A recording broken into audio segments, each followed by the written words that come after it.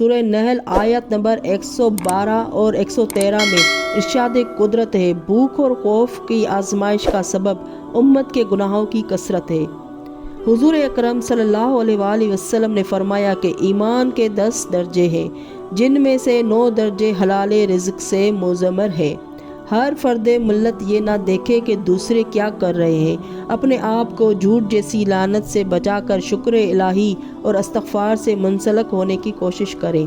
شکر نعمت کے لیے درج ذیل کلمات کو نماز کے بعد اپنی زبانوں کی زینت بنانے کی کوشش کریں۔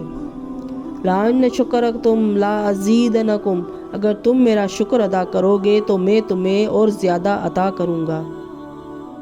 جو اللہ کے دینے کو کافی سمجھے وہ زندگی میں کسی کا محتاج نہیں ہوگا۔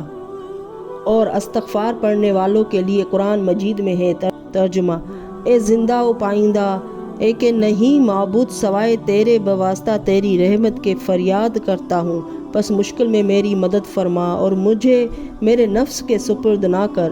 استغفار کی نعمتوں اور برکتوں کو سورہ نوح کی آیت نمبر 10 و 12 میں اس طرح بیان کیا گیا، استغفار کے پڑھنے والوں کو اس نعمتوں سے نوازا جائے گا۔ استغفار کے بدلے جو نعمتیں ملیں گی وہ یہ ہے، گناہوں کا کفارہ ہوگا، قحط سالی کا خاتمہ ہوگا، پانی کی فراوانی، محتاجی کا خاتمہ، اولاد کی نعمت سے نوازا جائے گا، اور سب کچھ استغفار کی نعمتوں سے ملے گا۔ پس ہر فرد ملت کو چاہیے کہ وہ اپنی عبادات میں استغفار کے ورد کو اپنے ساتھ اپنی زبانوں کی زینت بنائے۔ اللہ کے نام سے جو رحمان و رحیم ہے، نہیں کوئی قوت اور حرکت سوائے اللہ بزرگ و برتر کے۔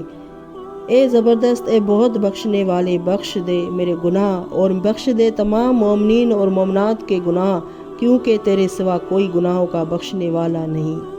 پس ہر فرد ملت کو چاہیے کہ وہ اپنی عبادات میں استغفار کو ورد بنائے اور اپنی زبانوں کی زینت بنائے۔ تعداد کی کوئی کمی نہیں ہے اور تعداد کی کوئی قید نہیں ہے۔